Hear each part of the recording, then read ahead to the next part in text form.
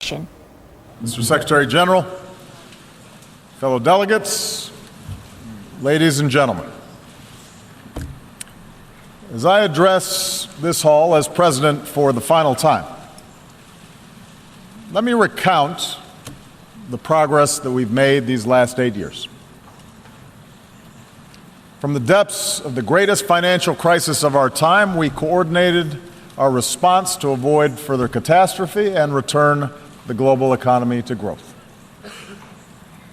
We've taken away terrorist safe havens, strengthened the non-proliferation regime, resolved the Iranian nuclear issue through diplomacy. We opened relations with Cuba, helped Colombia end Latin America's longest war, and we welcome a democratically elected leader of Myanmar to this assembly.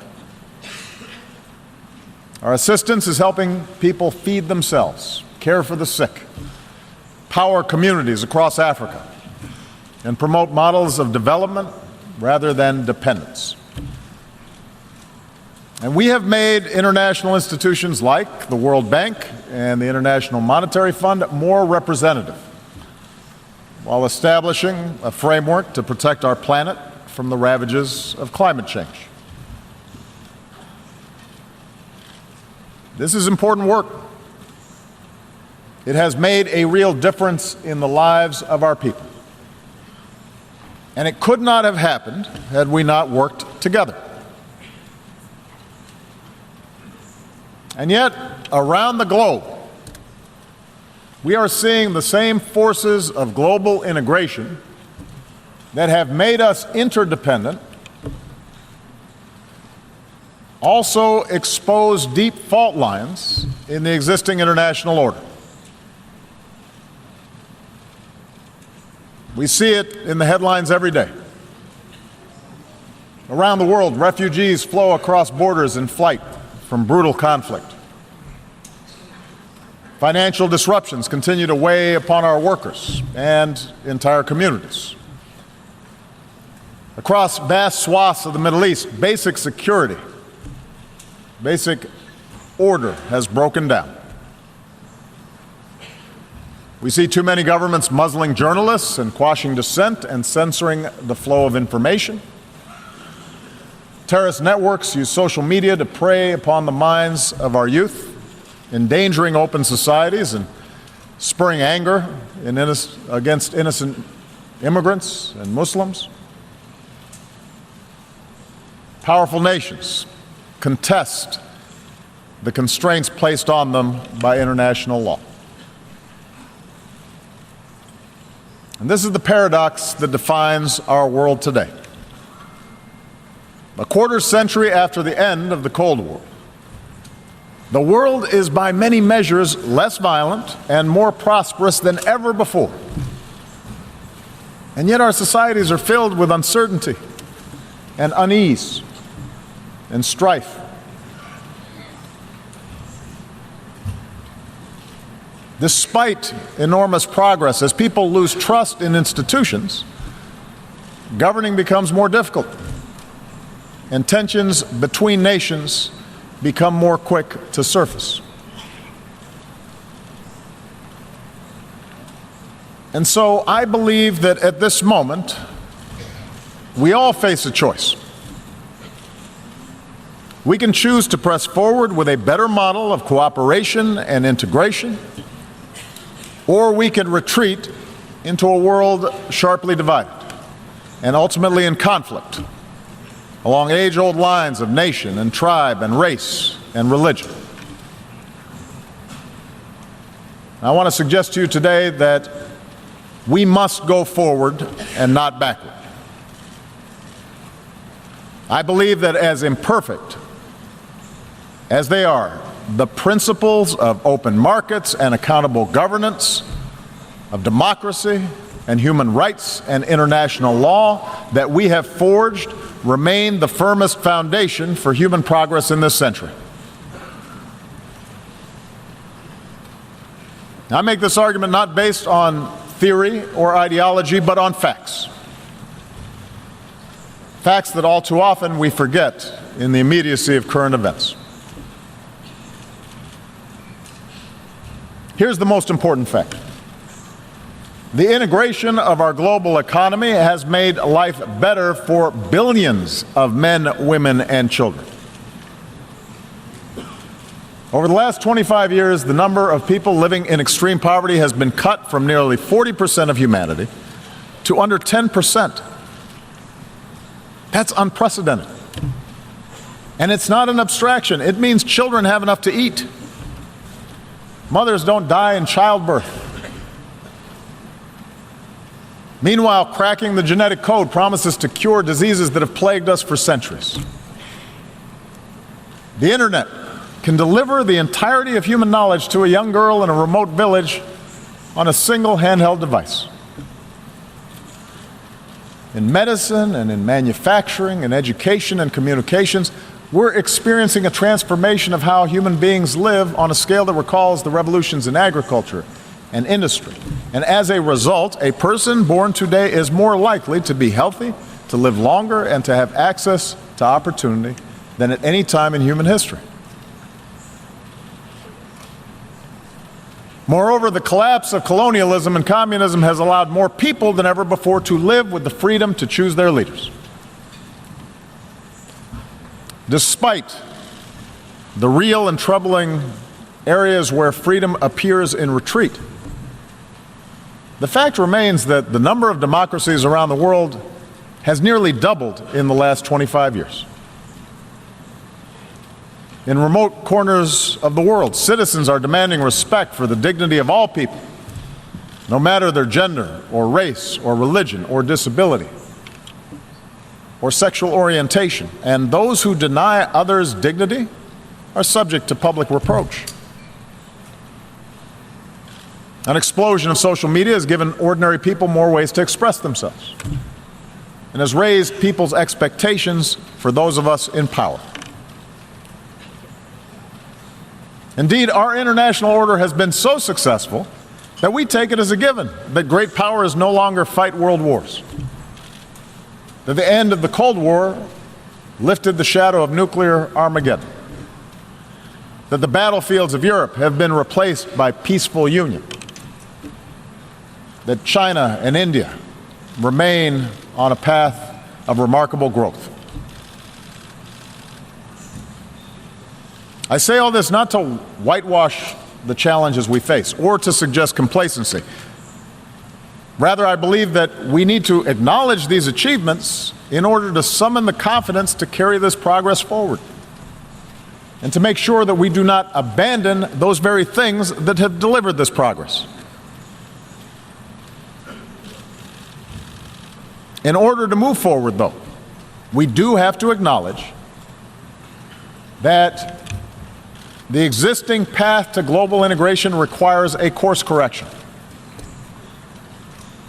Because too often those trumpeting the benefits of globalization have ignored inequality within and among nations, have ignored the enduring appeal of ethnic and sectarian identities, have left international institutions ill-equipped, underfunded, under-resourced in order to handle transnational challenges. And as these real problems have been neglected, alternative visions of the world have pressed forward, both in the wealthiest countries and in the poorest. Religious fundamentalism, the politics of ethnicity or tribe or sect, aggressive nationalism, a crude populism, sometimes from the far left, but more often from the far right, which seeks to restore what they believe was a better, simpler age free of outside contamination. We cannot dismiss these visions. They are powerful. They reflect dissatisfaction among too many of our citizens. I do not believe those visions can deliver security or prosperity over the long term. But I do believe that these visions fail to recognize at a very basic level our common humanity. Moreover, I believe that the acceleration of travel and technology and telecommunications, together with a global economy that depends on a global supply chain, makes it self-defeating ultimately for those who seek to reverse this progress. Today, a nation ringed by walls would only imprison itself.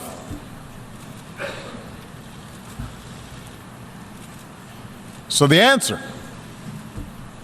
cannot be a simple rejection of global integration. Instead, we must work together to make sure the benefits of such integration are broadly shared, and that the disruptions, economic, political, and cultural, that are caused by integration are squarely addressed. Now, this is not the place for a detailed policy blueprint, but let me offer in broad strokes those areas where I believe we must do better together. It starts with making the global economy work better for all people and not just for those at the top.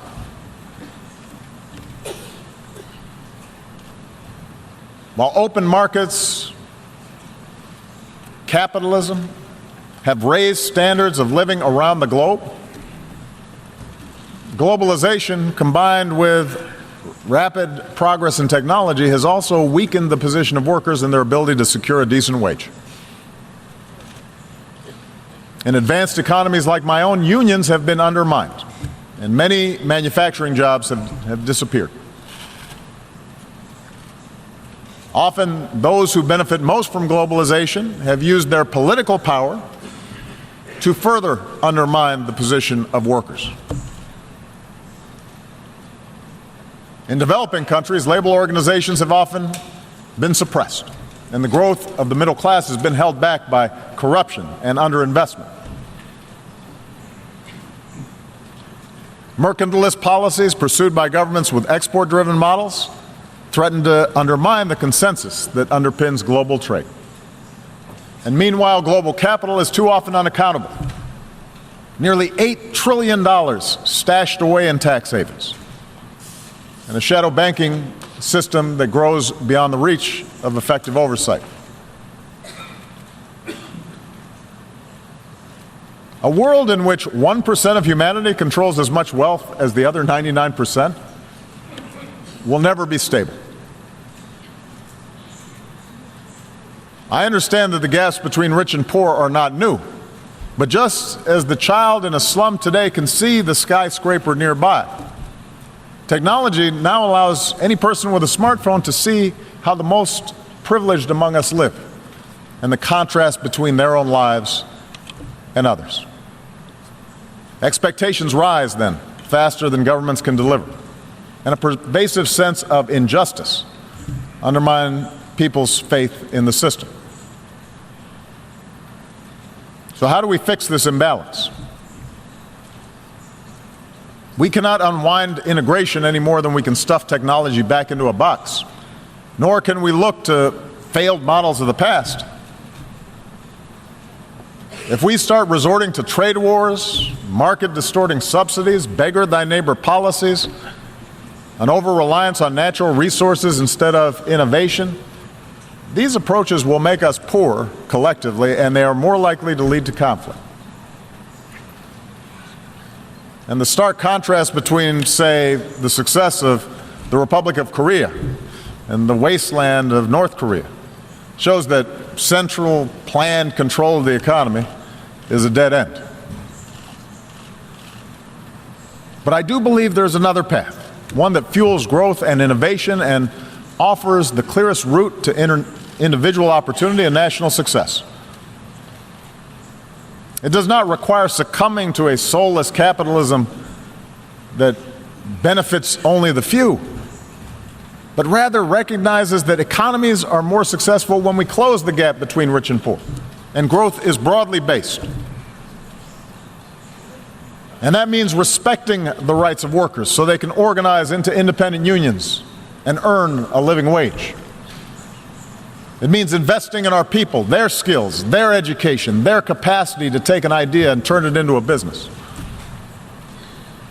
It means strengthening the safety net that protects our people from hardship and allows them to take more risks, to look for a new job or start a new venture. These are the policies that I've pursued here in the United States, and with clear results. American businesses have created now 15 million new jobs. After the recession, the top 1% of Americans were capturing more than 90% of income growth, but today that's down to about half. Last year, poverty in this country fell at the fastest rate in nearly 50 years. And with further investment in infrastructure and early childhood education and basic research, I'm confident that such progress will continue. So just as I've pursued these measures here at home, so has the United States worked with many nations to curb the excesses of capitalism, not to punish wealth, but to prevent repeated crises that can destroy it.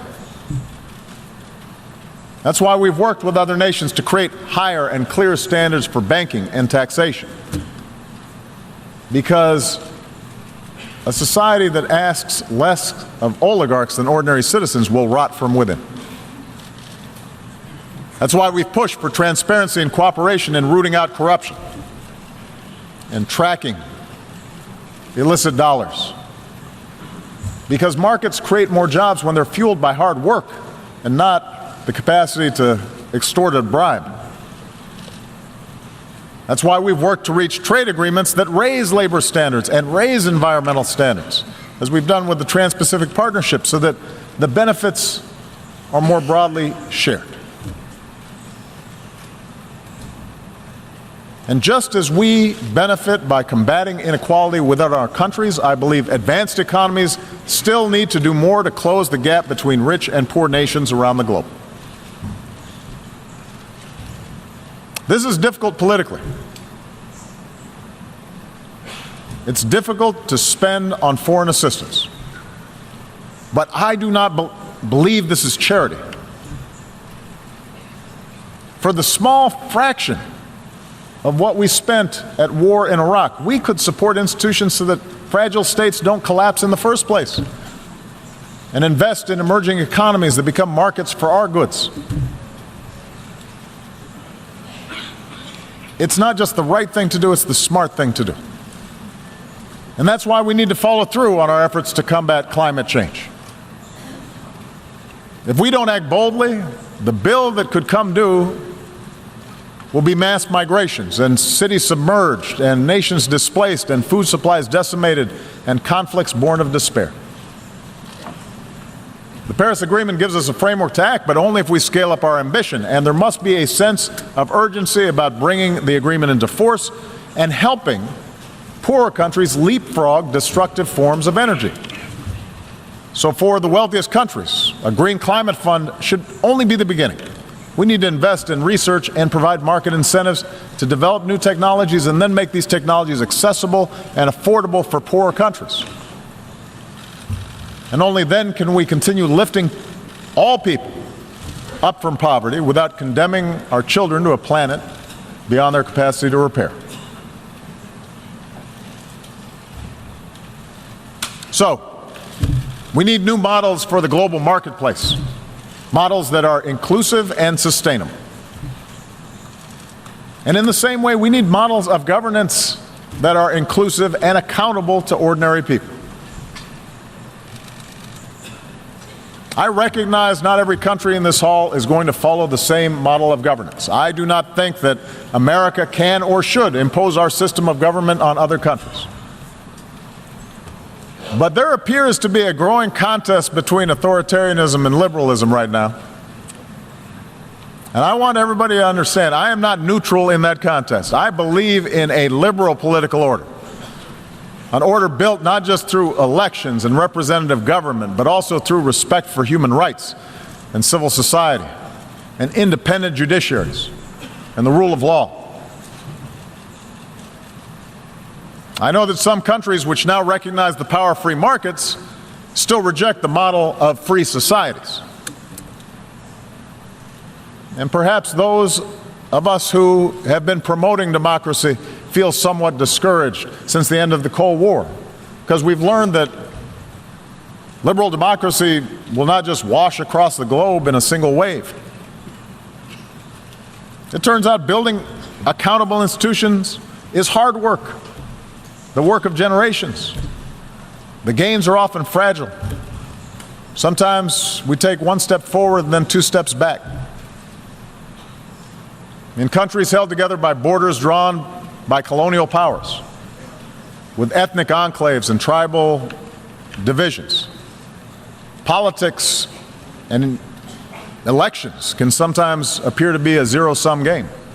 And so, given the difficulty in forging true democracy in the face of these pressures, it's no surprise that some argue the future favors the strong man, a top-down model, rather than strong democratic institutions. But I believe this thinking is wrong. I believe the road of true democracy remains the better path.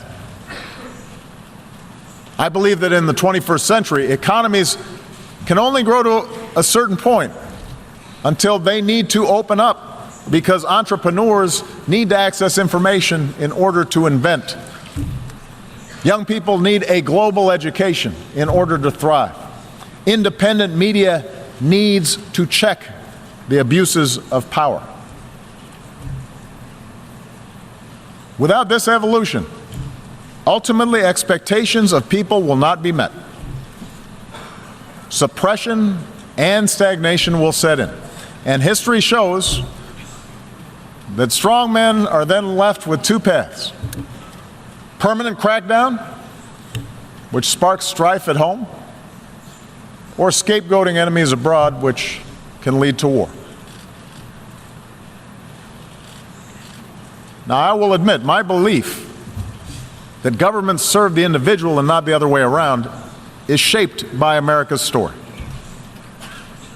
Our nation began with a promise of freedom that applied only to the few, but because of our democratic Constitution, because of our Bill of Rights, because of our ideals, ordinary people were able to organize and march and protest, and ultimately those ideals won out. Open doors for women and minorities and workers in ways that made our economy more productive and turned our diversity into a strength. That gave innovators the chance to transform every area of human endeavor. That made it possible for someone like me to be elected President of the United States. So yes, my views are shaped by the specific experiences of America, but I do not think this story is unique to America. Look at the transformation that's taken place in countries as different as Japan and Chile, Indonesia, Botswana. The countries that have succeeded are ones in which people feel they have a stake. In Europe, the progress of those countries in the former Soviet bloc that embraced democracy stand in clear contrast to those that did not. After all, the people of Ukraine did not take to the streets because of some plot imposed from abroad. They took to the streets because their leadership was for sale, and they had no recourse. They demanded change because they saw life get better for people in the Baltics and in Poland, societies that were more liberal and democratic and open than their own.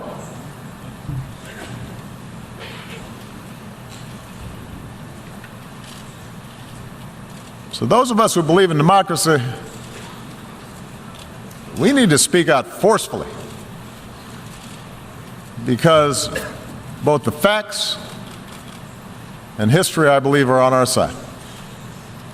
That doesn't mean democracies are without flaws. It does mean that the cure for what ails our democracies is greater engagement by our citizens, not less. Yes, in America, there is too much money in politics, too much entrenched partisanship, too little participation by citizens, in part because of a patchwork of laws that makes it harder to vote. In Europe, a well-intentioned Brussels often became too isolated from the normal push and pull of national politics. Too often in capitals, decision makers have forgotten that democracy needs to be driven by civic engagement from the bottom up, not governance by experts from the top down. And so these are real problems. And as leaders of democratic governments make the case for democracy abroad, we better strive harder to set a better example at home. Moreover, every country will organize its government informed by centuries of history and the circumstances of geography and the deeply held beliefs of its people.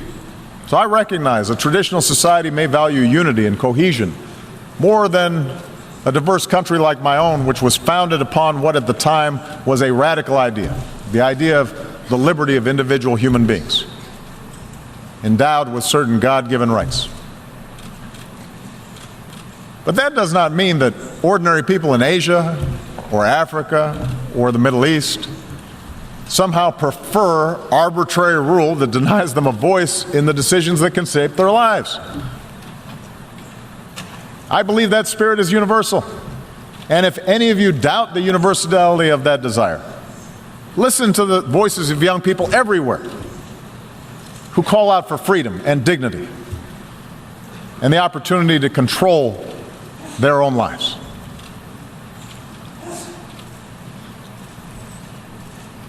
This leads me to the third thing we need to do. We must reject any forms of fundamentalism or racism or a belief in ethnic superiority that makes our traditional identities irreconcilable with modernity. Instead, we need to embrace the tolerance that results from respect of all human beings. It's a truism that global integration has led to a collision of cultures. Trade, migration, the internet, all these things can challenge and unsettle our most cherished identities. We see liberal societies express opposition when women choose to cover themselves. We see protests responding to Western newspaper cartoons that caricature the Prophet Muhammad. In a world that left the age of empire behind, we see Russia attempting to recover lost glory through force. Asian powers debate competing claims of history. And in Europe and the United States, you see people wrestle with concerns about immigration and changing demographics, and suggesting that somehow people who look different are corrupting the character of our countries. Now, there's no easy answer for resolving all these social forces, and we must respect the meaning that people draw from their own traditions, from their religion, from their ethnicity, from their sense of nationhood. But I do not believe progress is possible if our desire to preserve our identities gives way to an impulse to dehumanize or dominate another group.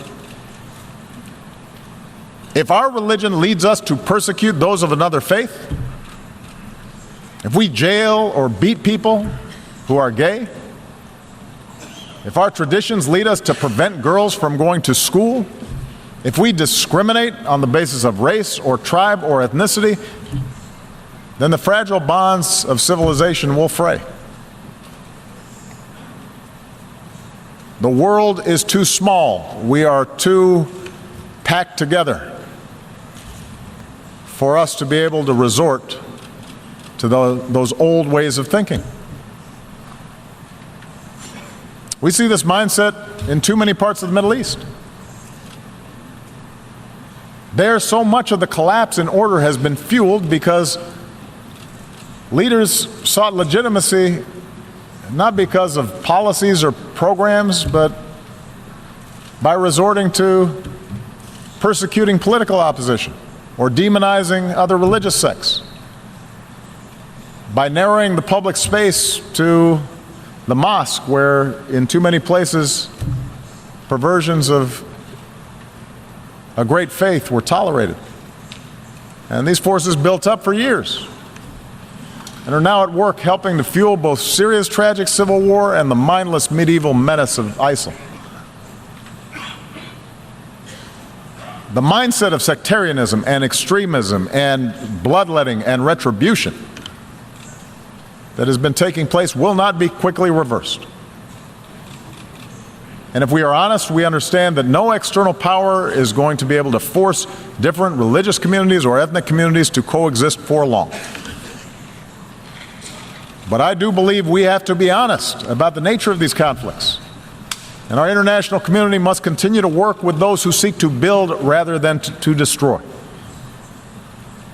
And there is a military component to that. It means being united and relentless in destroying networks like ISIL, which show no respect for human life. But it also means that in a place like Syria, where there's no ultimate military victory to be won, we're going to have to pursue the hard work of diplomacy that aims to stop the violence and deliver aid to those in need and support those who pursue a political settlement and can see those who are not like themselves as worthy of dignity and respect. Across the region's conflicts, we have to insist that all parties recognize a common humanity and that nations end proxy wars that fuel disorder. Because until basic questions are answered about how communities coexist, the embers of extremism will continue to burn, countless human beings will suffer, most of all in that region, but extremism will continue to be exported overseas. And the world is too small for us to simply be able to build a wall and prevent it from affecting our own societies. And what is true in the Middle East is true for all of us.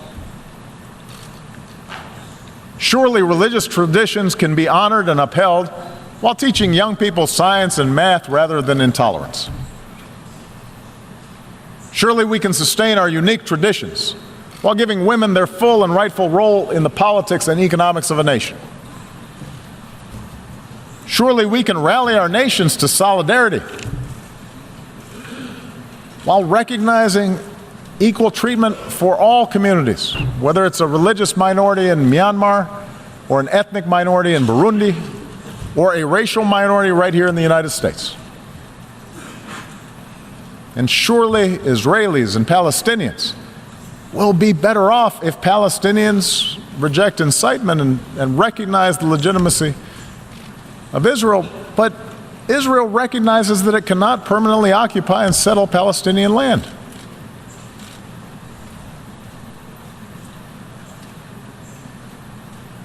We all have to do better as leaders in tamping down rather than encouraging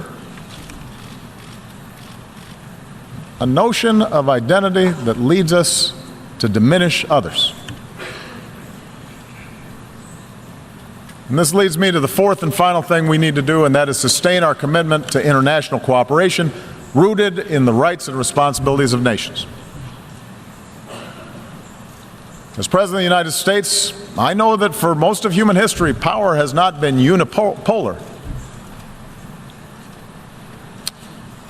And the end of the Cold War may have led too many to forget this truth. I've noticed as president that at times both America's adversaries and some of our allies believe that all problems were either caused by Washington or could be solved by Washington. And perhaps too many in Washington believe that as well.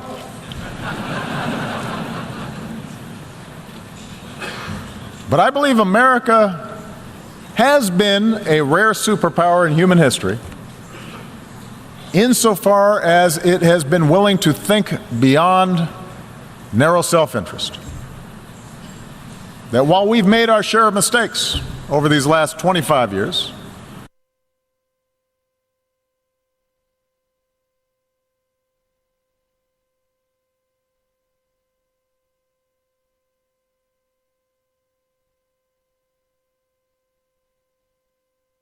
force for good. We have secured allies. We've acted to protect the vulnerable. We've supported human rights. and welcome scrutiny of our own actions.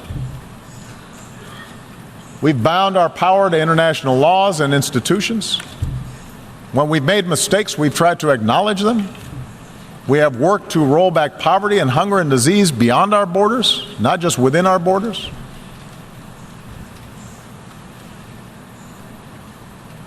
I'm proud of that. But I also know that we can't do this alone. And I believe that if we're to meet the challenges of this century, we are all going to have to do more to build up international capacity.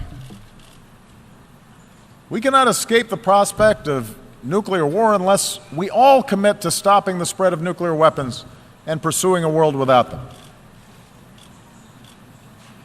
When Iran agrees to accept constraints on its nuclear program, that enhances global security and enhances Iran's ability to work with other nations.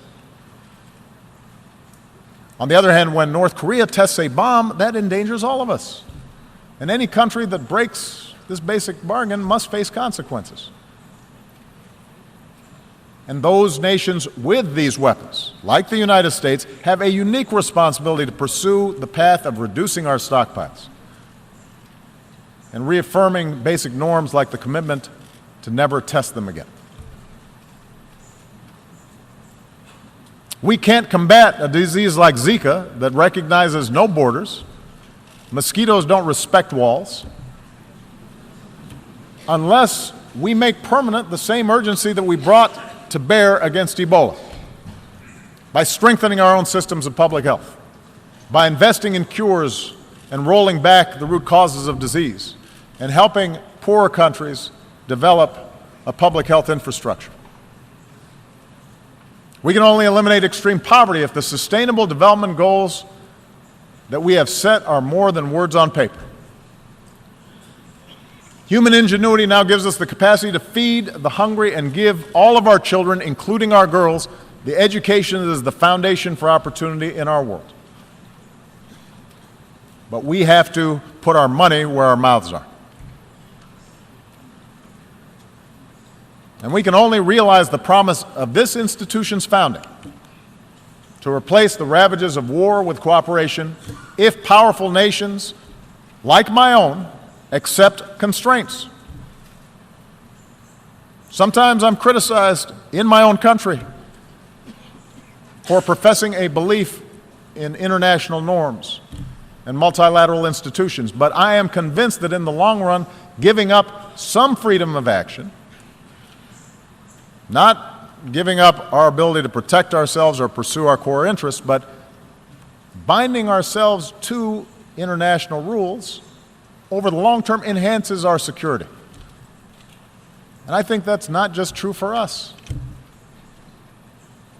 If Russia continues to interfere in the affairs of its neighbors, it may be popular at home, it may fuel nationalist fervor for a time, but over time it is also going to diminish its stature and make its borders less secure. In the South China Sea, a peaceful resolution of disputes offered by law will mean far greater stability than the militarization of a few rocks and reefs. We are all stakeholders in this international system, and it calls upon all of us to invest in the success of institutions to which we belong. And the good news is that many nations have shown what kind of progress is possible when we make those commitments. Consider what we've accomplished here over the past few years. Together, we mobilized some 50,000 additional troops for UN peacekeeping, making them nimble, better equipped, better prepared to deal with emergencies. Together, we established an open government partnership so that increasingly transparency empowers more and more people around the globe. And together, now, we have to open our hearts and do more to help refugees who are desperate for a home. We should all welcome the pledges of increased assistance that have been made at this General Assembly gathering. I'll be discussing that more this afternoon, but we have to follow through even when the politics are hard. Because in the eyes of innocent men and women and children who, through no fault of their own, have had to flee everything that they know, everything that they love, we have to have the empathy to see ourselves. We have to imagine what it would be like for our family, for our children, if the unspeakable happened to us. And we should all understand that ultimately our world will be more secure if we are prepared to help those in need and the nations who are carrying the largest burden with respect to accommodating these refugees. There are a lot of nations right now that are doing the right thing. But many nations, particularly those blessed with wealth and the benefits of geography, they can do more to offer a hand. Even if they also insist that refugees who come to our countries have to do more to adopt to the customs and conventions of the communities that are now providing them a home.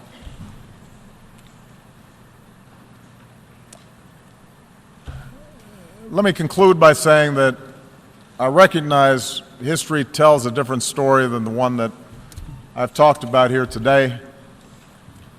There's a much darker and more cynical view of history that we can adopt. Human beings are too often motivated by greed and by power. Big countries, for most of history, have pushed smaller ones around. Tribes and ethnic groups and nation states have very often found it most convenient to define themselves by what they hate and not just those ideas that bind them together. Time and again, human beings have believed that they finally arrived at a period of enlightenment, only to repeat then cycles of conflict and suffering. Perhaps that's our fate. We have to remember that the choices of individual human beings led to repeated world war. But we also have to remember that the choices of individual human beings created a United Nations so that a war like that would never happen again.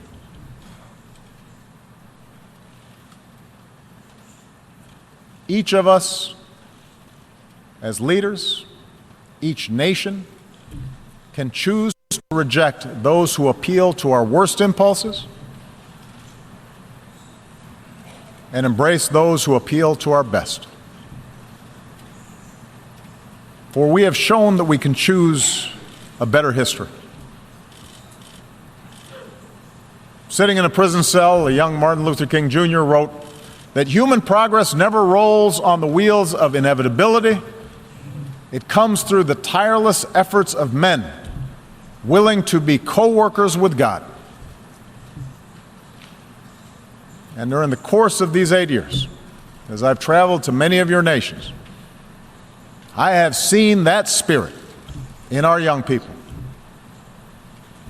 who are more educated and more tolerant and more inclusive and more diverse and more creative than our generation, who are more empathetic and compassionate towards their fellow human beings than previous generations. And yes, some of that comes with the idealism of youth, but it also comes with young people's access to information about other peoples and places. An understanding unique in human history, that their future is bound with the fates of other human beings on the other side of the world. I think of the thousands of healthcare workers from around the world who volunteered to fight Ebola. I remember the young entrepreneurs I met who are now starting new businesses in Cuba. The parliamentarians who used to be, just a few years ago, political prisoners in Myanmar. I think of the girls who have braved taunts or violence just to go to school in Afghanistan. And the university students who started programs online to reject the extremism of organizations like ISIL. I draw strength from the young Americans, entrepreneurs, activists, soldiers, new citizens who are remaking our nation once again, who are unconstrained by old habits and old conventions and unencumbered by what is, but are instead ready to seize what ought to be.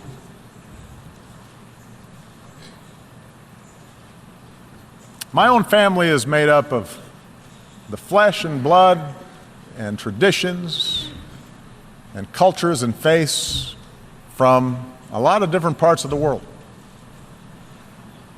Just as America has been built by immigrants from every shore.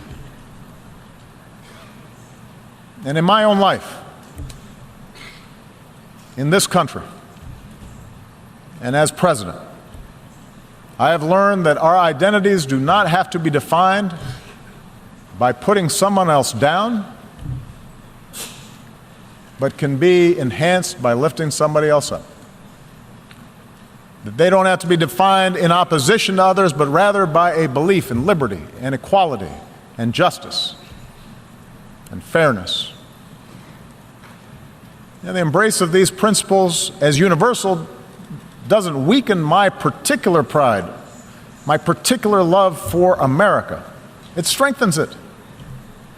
My belief that these ideals apply everywhere doesn't lessen my commitment to help those who look like me or pray as I do or pledge allegiance to my flag. But my faith in those principles does force me to expand my moral imagination and to recognize that I can best serve my own people. I can best look after my own daughters by making sure that my actions seek what is right for all people and all children and your daughters and your sons. This is what I believe, that all of us can be co-workers with God. And our leadership and our governments and this United Nations should reflect this irreducible truth. Thank you very much.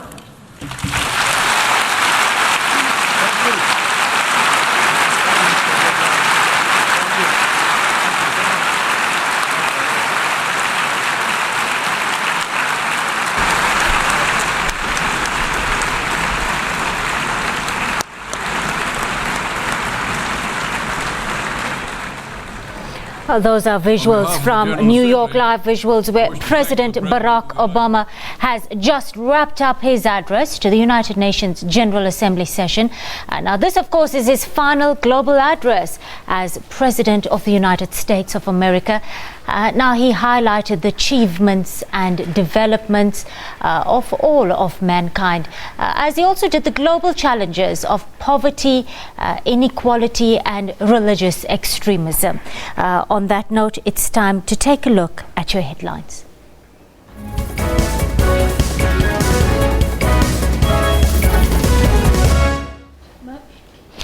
Your top story on SABC News this hour. Meeting is now underway between WITS SRC leaders and students at WITS University.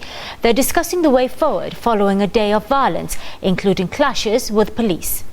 Well, chaos erupted at WITS University's main campus in Johannesburg this morning as students and police clashed.